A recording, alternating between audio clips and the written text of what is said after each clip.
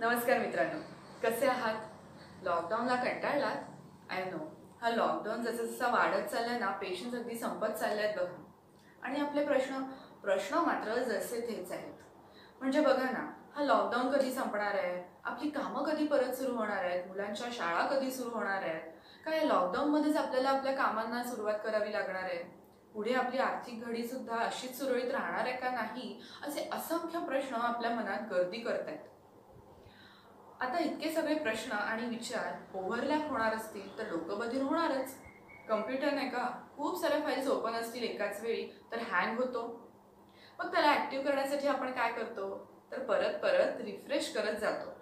आपल्यालाही तेच करायचंय, कारण इथून पुढे येणाऱ्या काळामध्ये बरेचसे बदल अपेक्षित आहेत. बरेचसे नवीन नियम लागू होणार आहेत. या सगळ्या बदलांना अशा या हँग झालेल्या डोक्याने आपण फेस करणार आहोत का? तर मुळीच नाही. त्यामुळे वेळीच त्याला रिफ्रेश करण्याची गरज आहे. मग त्यासाठी लॉकडाऊन इतका चांगला वेळ आणि आपलं मानसशास्त्र इतका चांगला प्लॅटफॉर्म दुसरा कोणता असेल? चला तर मग या मन आणि मेंदूला रिफ्रेश करण्याच्या प्रोसेसवर जरा चर्चा करूया. मी Rasika Aglave, mental health counsellor आहे आणि लिहिते सुद्धा. सध्या आपलं मानसशास्त्र या पेजवर माझी संवाद संवेदना ही लेख मला सुरू आहे. त्यातले काही लेख तुम्ही वाचलेही असतील. असो, तर या मेंटल हेल्थ सिस्टीमला रिफ्रेश करण्याबद्दल आज आपण बोलणार आहोत. आता कोणतेही काम सातत्याने व सुरळीतपणे सुरू ठेवायचे असेल तर ते आपल्यासाठी का महत्त्वाचे आहे हे समजून घेणे व त्यावर परत परत रिव्हिजन करत राहणे गरजेचे आहे. म्हणूनच आज आपण आधी मानसिक आरोग्य जपणे का गरजेचे आहे यावर थोडंसं बोलूया, त्याची रिव्हिजन करूया. आता आपलं मन आणि मेंदू किती छोटेसे आहेत. मेंदू तर अगदी या साईजचा असावा आणि त्याला त्याची भरपूर कामं आहेत. म्हणजे मेमरीज क्रिएट करणं, त्या सेव्ह करणं, आपल्याकडून वेगवेगळी कामं करून घेणं, आपल्या अवयवांना चालना देणं, अशी त्याची भरपूर कामं आहेत बघा. तरी सुद्धा आपण आपल्या विचारांचा पसारा त्याच्या भोवती वाढवून ठेवतो. खूप साऱ्या प्रश्नांचा भडीमार करून त्याला सुद्धा त्याच्यावर तणाव वाढवून ठेवतो. आता जेव्हा हा मेंदू आपल्या अवयवांना चालना देण्याचं, त्या व्हेन्समधून त्या चालना पास करण्याचं जेव्हा काम करत असतो तेव्हा नकळत त्याच्याकडून न सांभाळल्या गेल्यामुळे जो काही तणाव तिथे आहे तो तणाव सुद्धा तो आपल्या त्या अवयवांपर्यंत पास करायला लागतो. मग आपल्या शरीरावर त्याचे वाईट परिणाम दिसायला लागतात. म्हणजे अंग जखडल्यासारखं वाटतं, डोकं दुखायला लागतं, अंग थरथरतं, बीपी, मायग्रेन हे होणं सुद्धा ह्याचाच एक प्रकार आहे. म्हणजे शारीरिक स्वास्थ्य जपायचं असेल तर मानसिक आरोग्याकडे लक्ष देणंही तितकंच गरजेचं आहे बघा. आता हे बरेचदा बऱ्याच लोकांना कळत असतं. खूप लोक सांगतात की आम्ही आमच्या दिवसाची सुरुवात ना फार पॉझिटिव्हपणे करतो, खूप सारे पुस्तकं वाचतो, सुविचार वाचतो, मोटिवेशनल व्हिडिओ बघतो. पण तरी सुद्धा जेव्हा एखादी न आवडणारी घटना घडते, न आवडणारी व्यक्ती समोर अचानकपणे येते, तेव्हा मात्र भावना अनावर होतात आणि आमची चिडचिड होते, आम्ही डिस्टर्ब होतो. आता असे का होत असेल? कारण आपण मानसिक आरोग्य जपण्याचं जे काही काम करतोय ते अर्धवट करतोय. म्हणजे जेव्हा आपण चार चांगल्या पॉझिटिव्ह गोष्टी वाचत असतो, बघत असतो, तेव्हा आपल्याला खूप छान वाटतं आणि आपल्याला असं वाटतं, आपल्याला असा गैरसमज होतो की आपण आपल्या मानसिक आरोग्यावर काम करतोय आणि आपण तिथेच त्या गोष्टी सोडून देतो. त्या इम्प्लिमेंट कशा करायच्या यावर विचार करायचा राहूनच जातो आणि मग आपल्या गोंधळलेल्या विचारांना योग्य दिशाच मिळत नाही. आता आपले विचारच जर गोंधळलेले असतील तर आपली कृती सुद्धा तशीच गोंधळलेली असेल, कारण विचारच आपल्या कृतींना चालना देण्याचं, प्रेरणा देण्याचं काम करत असतात. मग या विचारांना शिस्त कशी लावायची?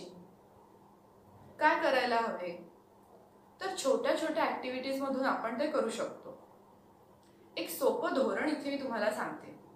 ते धोरण आहे पॉज अँड रिमाइंडचं धोरण.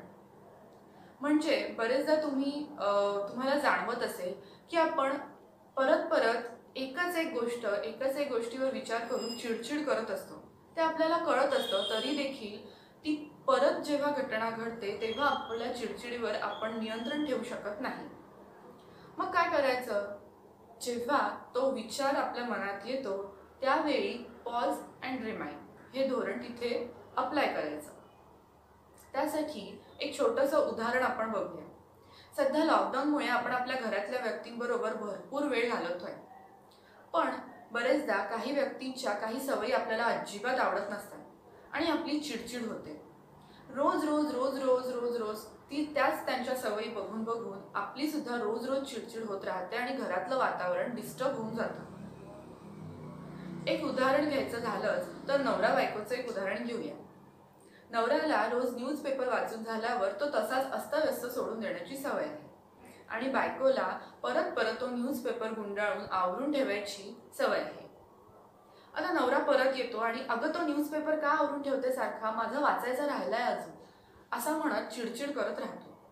त्यावर बायको परत काहीतरी चिडचिड करते, प्रत्युत्तर देते आणि असं करत करत पुढची 10 ते 15 मिनिटं घरात वातावरण घरातलं सगळं डिस्टर्ब होऊन जातं आणि तुम्ही स्वतःलाही त्रास करून घेता. आता हे रोजचं कळत असतं बरं का, तरी सुद्धा तो पेपर सापडला नाही की तुमची चिडचिड होते.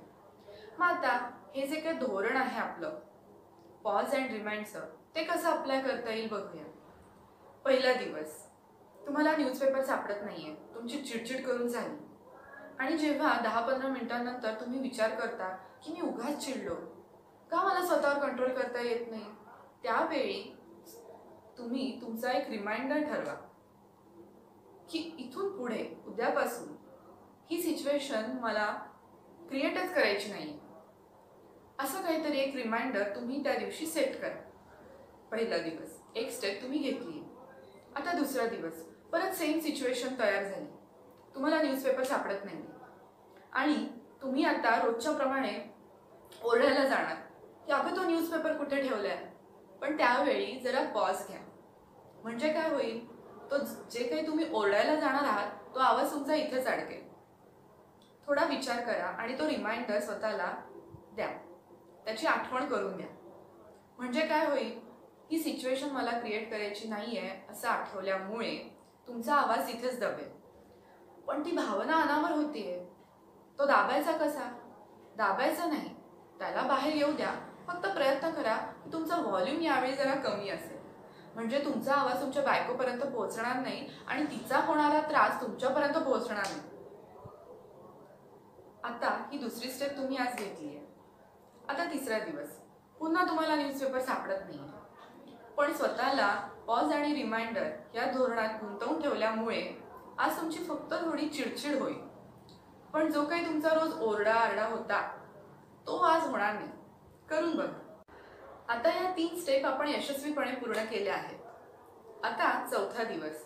चौथ्या दिवशीही सेम सिच्युएशन, न्यूजपेपर सापडत नाहीये, पण गेल्या 3 दिवसांपासून जे काही धोरण आपण अप्लाय केलं आहे पॉज आणि रिमाइंडचं, त्यामुळे चौथ्या दिवशी तुम्हाला जाणवेल की तुमची चिडचिड पूर्णपणे कमी झालेली आहे. मग त्यासाठी स्वतःला ॲप्रिशिएट करा.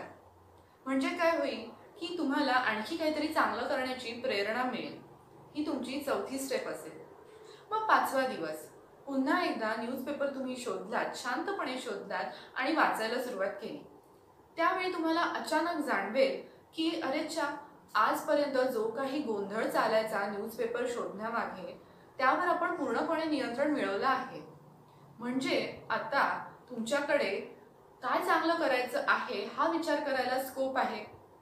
आधीचा गोंधळलेला विचार पूर्णपणे शांत झाल्यामुळे मेंदूतला तो कप्पाही व्यवस्थित तुम्ही आवरून ठेवलेला आहे. आता चांगलं काय करायचं असा विचार करताना तुम्हाला लक्षात येईल की ही गोष्ट पुढे अशीच सातत्याने सुरू ठेवण्यासाठी मीच माझा न्यूजपेपर आवरून मला हव्या त्या ठिकाणी नीट ठेवला तर, म्हणजे तुम्हाला तुमची चांगली सवय आजपासून लागणार आहे.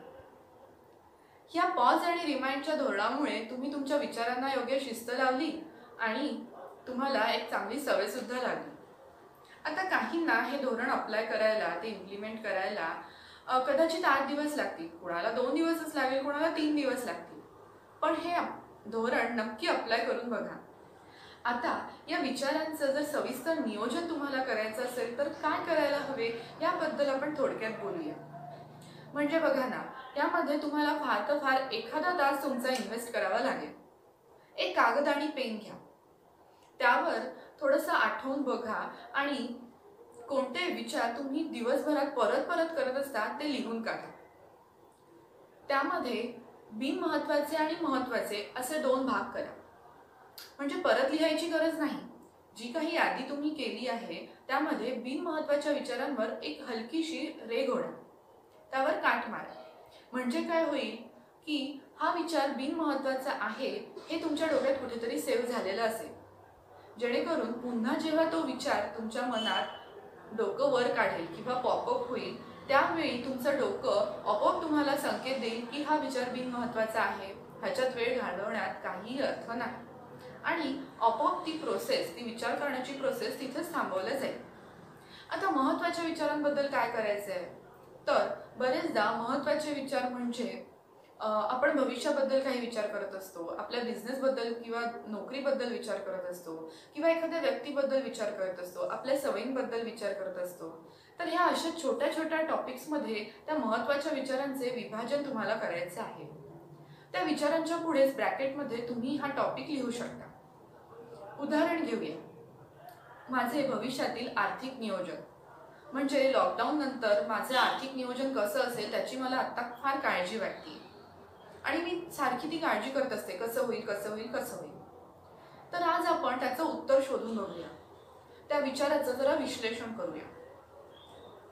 आता विश्लेषण करूया म्हणजे काय, तर आर्थिक नियोजनासाठी मला पुढे काय काय गोष्टी लक्षात घ्याव्या लागतील, कोणत्या गोष्टींची काळजी घ्यावी लागेल, काय इम्प्लिमेंट करावं लागेल हे लिहून काढा.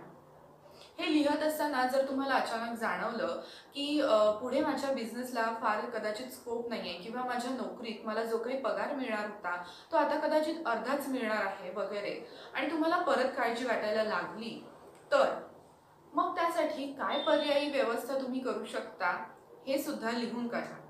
लिहिता लिहिता तुम्हाला बरेचसे पर्याय तुम्हाला सुचत जातील.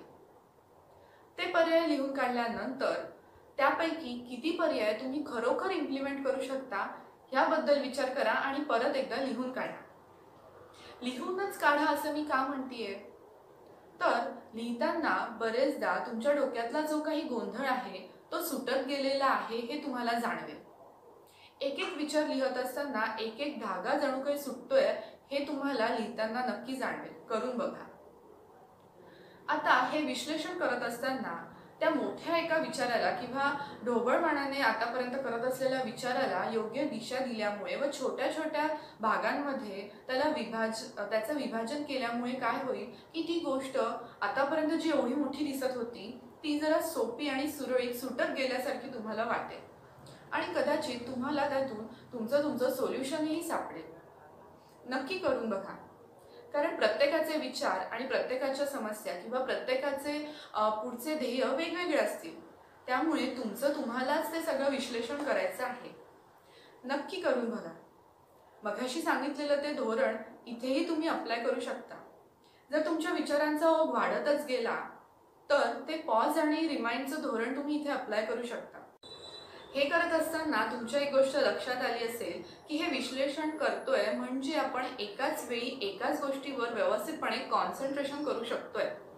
म्हणजे सुरुवातीला जे आपण बोललो की एकाच वेळी खूप साऱ्या फाईल्स ओपन आहेत, डोक्यात खूप सारे विचार ओव्हरलॅप होत आहेत, ते ओव्हरलॅप या विश्लेषण केल्यामुळे होणार नाही, आणि मग आपली मेंटल हेल्थची सिस्टीम सुरळीत सुरूच राहील.